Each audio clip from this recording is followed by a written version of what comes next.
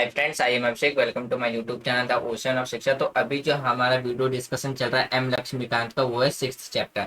हमने first chapter यानी कि हमारा जो इस वीडियो का जो फर्स्ट पार्ट था उसमें हमने क्या क्या डिस्कस किया। सबसे पहले हमने ये समझा कि नागरिकता कहते किसे, उसके मीनिंग और सिग्निफिकेंस के बारे में हमने समझा, यानी कि नागरिकता के अर्थ और उसके महत्व को समझा कि क्या इंपॉर्टेंस होती है किसी भी पर्सन के लिए एक सिटीजनशिप। फिर उसके बाद हमने समझा कि जो हमारी कॉन्स्टिट्यूशन है, कॉन्स्टिट्यूशन में कौन कौन से प्रोविजन दिए गए किसके लिए, तो हमारे सिटीजनशिप के लिए यानी कि नागरिकता के लिए, जिसमें से हमने आर्टिकल 5, 6, 7 और 8 डिस्कस किया था। तो आज जो हम टॉपिक डिस्कस करेंगे, आज हम कौन कौन सा टॉपिक डिस्कस करेंगे,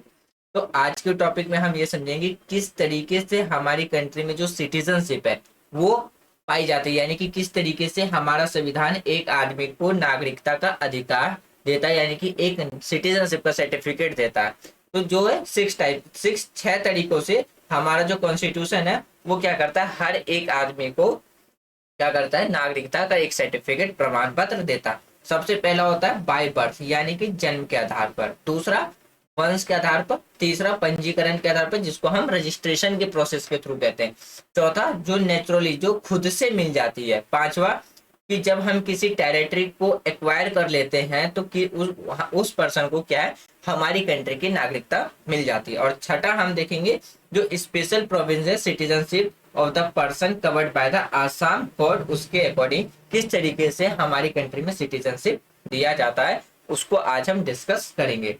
तो सबसे पहले हम समझते हैं जो सिटीजनशिप एक्ट 1955 है वो क्या कहता है। 1955 का एक्ट ये कहता है कि जब से हमारा कॉन्स्टिट्यूशन इम्प्लीमेंट हुआ तो उसमें किस व्यक्ति को सिटीजनशिप दिया जाएगा, किस व्यक्ति का सिटीजनशिप छीन लिया जाएगा, यानी कि सिटीजनशिप खत्म कर दिया जाएगा, वो सब किसमें लिखा गया, तो वो हमारे सिटीजनशिप एक्ट 1955 में लिखा गया।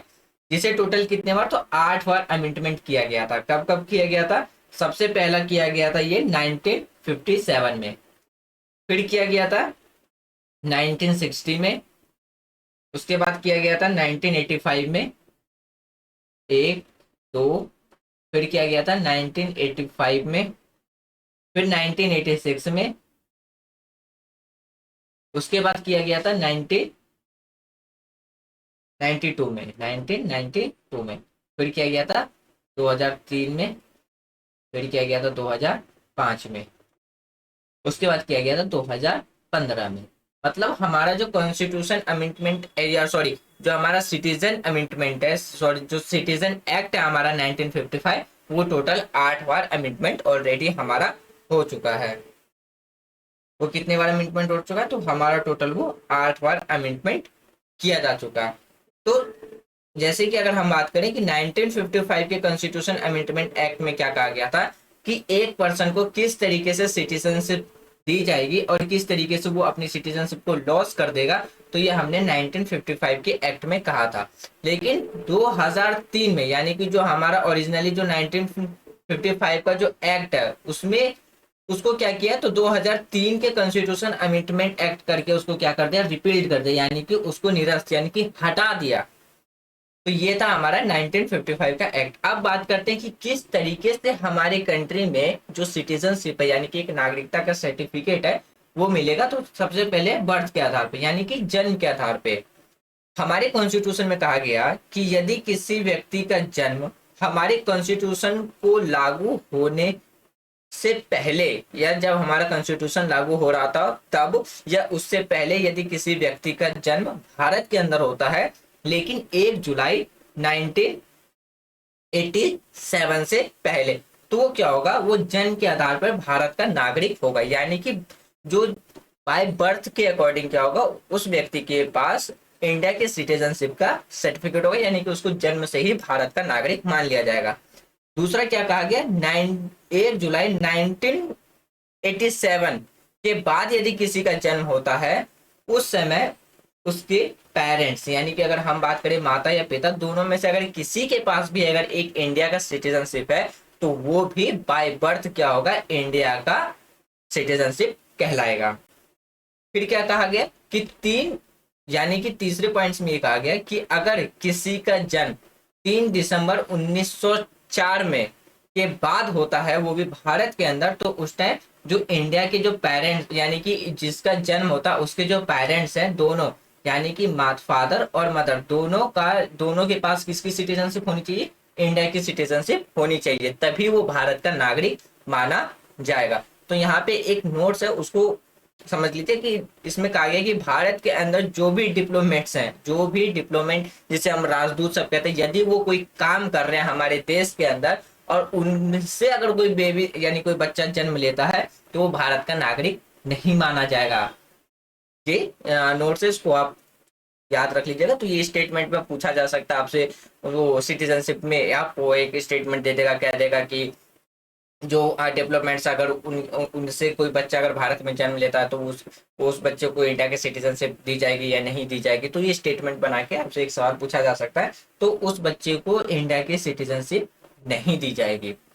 अब बात करते हैं वंश के आधार पर, यानी कि जिसे हम कहते हैं बाय डेसेंट, यानी कि वंश के आधार पर हमारी कंट्री में किस तरीके से नागरिकता दी जाती है। यदि कोई पर्सन 26 जनवरी 1950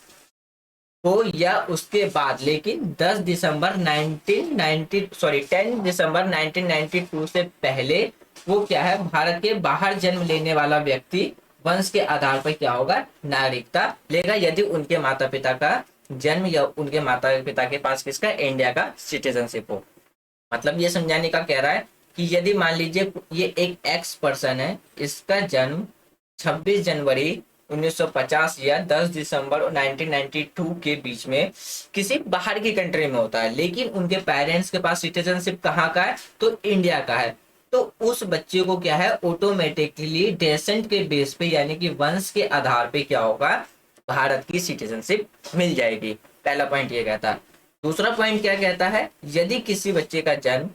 3 अक्टूबर 2004 के बाद भारत से बाहर जन्म होता है तो उस व्यक्ति को क्या होगा, वंश के आधार पर भारत की नागरिकता नहीं मिलेगी, उसको तब मिलेगा जब वो क्या करेगा, अपने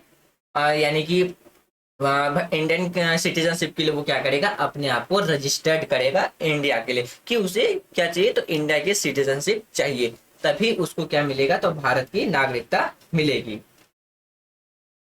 अब बात करते हैं पंजीकरण के द्वारा, यानी कि बाय रजिस्ट्रेशन के मेथड के द्वारा। रजिस्ट्रेशन के मेथड के द्वारा क्या कहा गया है, यदि कोई व्यक्ति यानी कि ऑन एन एप्लीकेशन, एक आवेदन पर भारत के नागरिक के रूप में किसी भी व्यक्ति यानी अवैध प्रवासी नहीं होने पर क्या है, पंजीकृत करे, और यदि वह इन बातों को से क्या करता, रिलेट करता हो, तो इन बातों से क्या करता हो, रिलेट करता हो, तभी पंजीकरण के द्वारा यानी कि रजिस्ट्रेशन के द्वारा हमारी कंट्री में उसको नागरिकता दे दी जाएगी। जैसे सबसे पहले वो क्या हो, भारत में 7 साल वो रह चुका हो, पहली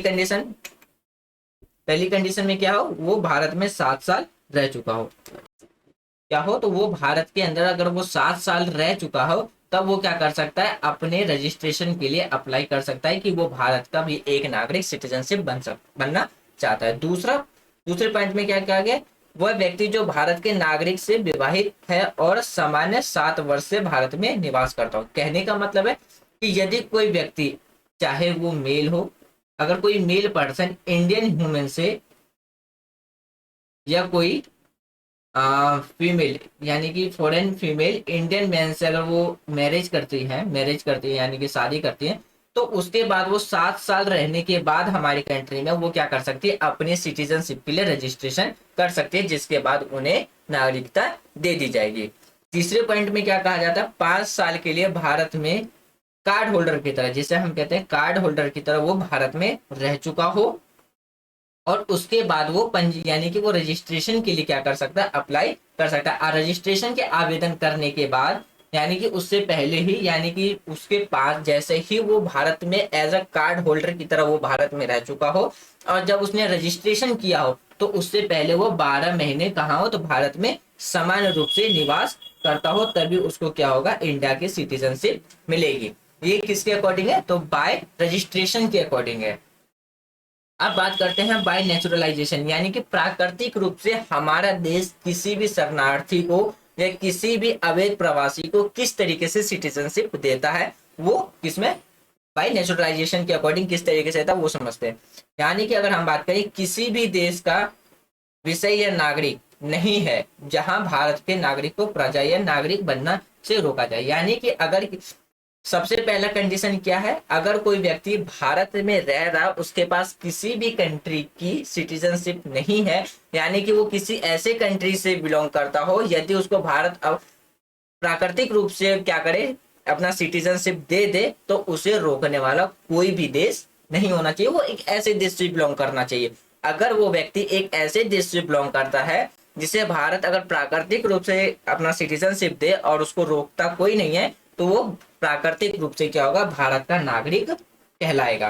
पहला कंडीशन। दूसरे कंडीशन में क्या कहा गया है कि जो भारत की जो नागरिकता के लिए उसे आवेदन को स्वीकार किए जाने की स्थिति में वो क्या करेगा, जिस कंट्री से वो बिलोंग करता है उसकी सिटीजनशिप को छोड़ना होगा। कहने का मान लीजिए कि ये अगर एक एक्स पर्सन है, वो एक ऐसी कंट्री से बिलोंग करता है या दूसरी कंट्री से बिलोंग करता है, जब भारत इस एक्स पर्सन को अपनी सिटीजनशिप देगा, तो जिस टाइम ये जिस कंट्री का सिटीजनशिप होगा तो उसे वो छोड़ करके हमारी कंट्री का लेना होगा। यदि वो इंडिया का सिटीजनशिप नहीं लेता, यानी कि जिस कंट्री से बिलोंग करता है तो उसका सिटीजनशिप वो नहीं छोड़ता है, तो इस पर्सन को भारत का कभी भी सिटीजनशिप का सर्टिफिकेट नहीं मिलेगा, यानी कि वो भारत का नागरिक कभी नहीं कहलाएगा। तीसरे कंडीशन में क्या कहता है, तीसरे कंडीशन में कहता है वो भारत में रहते या सरकार की सेवा में था। यानी कि कोई पर्सन ऐसा हो जो इंडिया में लंबे समय से रह रहा और वो यानी कि गवर्नमेंट ऑफ जो इंडिया है, यानी कि भारत की सरकार में वो क्या कर रखा हो, सर्व दे रखा हो, तो ऐसे व्यक्ति को प्राकृतिक रूप से हमारी कंट्री क्या करती है, तो नागरिकता दे देती है। और उसका जो कैरेक्टर हो वो क्या हो, अच्छा हो। ये नहीं कि उसके पीछे कोई टेररिस्ट का सर्टिफिकेट लगा हो या उसका जो क्रिमिनल रिकॉर्ड हो वो ज्यादा खराब हो, तो ऐसी स्थिति में नहीं, जिसका कैरेक्टर, जिसका कोई भी क्रिमिनल रिकॉर्ड ना हो, एक अच्छी खासी कैरेक्टर हो, तो उस व्यक्ति को हमारी कंट्री प्राकृतिक रूप से क्या है तो नागरिकता प्रदान कर देती है। फिर कहा गया आठवें अनुसूची में क्या कहा गया, आठवें अनुसूची यानी कि हम अपने 8th शेड्यूल की बात करें, 8th शेड्यूल के अकॉर्डिंग क्या है कि यदि कोई व्यक्ति हमारी कंट्री में रह रहा हो और 8th शेड्यूल के अकॉर्डिंग हमारी कंट्री में जो 22 लैंग्वेजेस है उनमें से कोई भी उसको भाषा अगर अच्छी तरीके से आती है, तो वो हमारी कंट्री उसे प्राकृतिक रूप से नागरिकता प्रदान करती है। अब बात करते हैं बाय इनकॉर्पोरेशन ऑफ टेरिटरी के बारे में, यानी कि क्षेत्र को शामिल करके। यहाँ पे मैंने सिर्फ एग्जांपल लिया है Puducherry become a part of India. दूसरा एग्जांपल लेते हैं सिक्किम का। वैसे सिक्किम को तो हमने हथियाया नहीं, उसने खुद, सिक्किम हमारी कंट्री में खुद से शामिल हुआ। तो यहाँ पे समझाने की कोशिश की जा रही है, या मान लीजिए कि कल को हमारी कंट्री का वॉर होता है पाकिस्तान से, किससे, पाकिस्तान से, और हम पाकिस्तान पर कब्जा कर लेते हैं, तो वहां की जो सिटीजनशिप होंगे उनको ऑटोमेटिकली क्या मिल जाएगा, इंडिया का सिटीजनशिप मिल जाएगा, वहां के जितने भी नागरिक होंगे। यानी कि 5वें पॉइंट्स में ये समझाने की कोशिश की जा रही है, यदि कोई ऐसा एरिया जो भारत में शामिल हो जाता है या भारत उस पर अपना कब्जा कर लेता है, तो वहां के नागरिक को अब खुद ही अपने आप ही भारत की सिटीजनशिप मिल जाएगी। ये हमारा 5वां पॉइंट कहता है।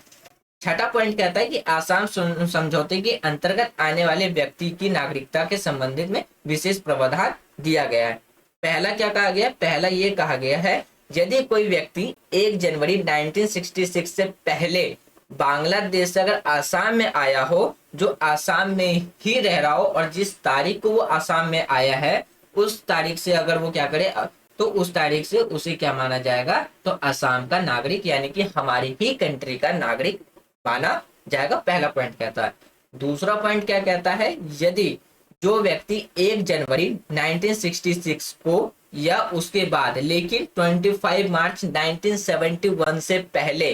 यानी कि बांग्लादेश के बनने से पहले वो हमारे देश में आता है, तो आसाम से, यानी कि बांग्लादेश से हमारे देश आसाम में आया हो, तो उसे आसाम में जिस तारीख को वो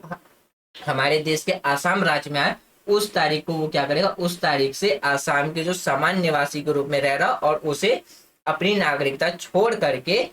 बाय रजिस्ट्रेशन हमारी कंट्री में उसे नागरिकता दे दी जाएगी। ये किसके अकॉर्डिंग कहा जाता है, ये कहा गया है आसाम समझौते के अंतर्गत आने वाले जो व्यक्ति हैं नागरिकता के संबंध में, उन्हें ये विशेष प्रावधान हमारे कॉन्स्टिट्यूशन में लिखा गया,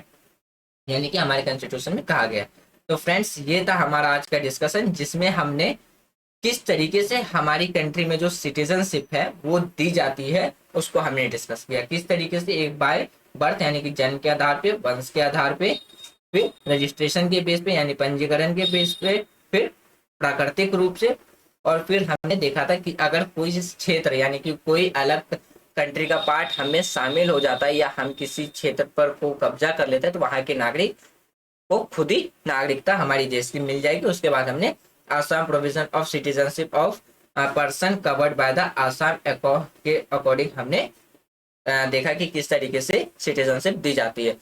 कल जो हम टॉपिक डिस्कस करेंगे वो ये देखेंगे कि किस तरीके से हमारी कंट्री में सिटीजनशिप खो दी जाती है, यानी कि कोई पर्सन अपनी सिटीजनशिप कैसे छोड़ सकता है भारत की, या उन्हें कैसे, या भारत उन्हें अपनी नागरिकता कैसे छीन लेते हो। ये 3 पॉइंट है, इन 3 पॉइंट्स को हम कल डिस्कस करेंगे। उसके बाद हम ये देखेंगे कि जो भी भारत की जो प्रवासी नागरिकता है उसके बारे में डिस्कस करेंगे। फिर हम कंपेयर करेंगे एनआरआई के बारे में, पीआईओ के बारे में और ओसीआई के बारे में, जो कार्ड होल्डर्स होते हैं उनके बारे में। तो thanks for watching friends, take care, जय हिंद।